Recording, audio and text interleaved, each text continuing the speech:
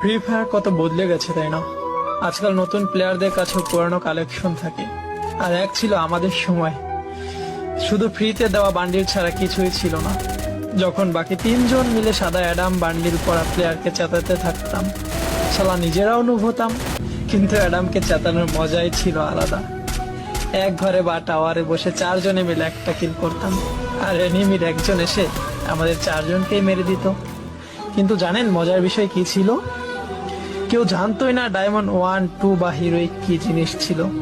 সবাই শুধু game enjoy করতো। তখন রিভাইভ না দিলে কেউ বকা দিত না বা গালি দিত না। ওই সময় যে নক হয়ে যেত সে চিৎকার করে করে বলতো, ভাই তুই পিছনে পালা, সামনে এনিমি তোকে মেরে দিবে। ম্যাচ হারার পরে কখনোই লবিতে এসে এই বিষয়ে ঝগড়া হতো না যে তোমার ভুল, ওর ভুল বা আমার ভুল ছিল। কারণ চারজন মিলে একজনকে মারলে সবার হৃদয় ভয়ে কাঁপতে থাকতো। জানেন কেন? কারণ তখন ফ্রি ফায়ার বন্ধুদের জন্য একটা মজা ছিল, গেম না। पल रुका ख्वाबों का कारवां और फिर चल दिए तुम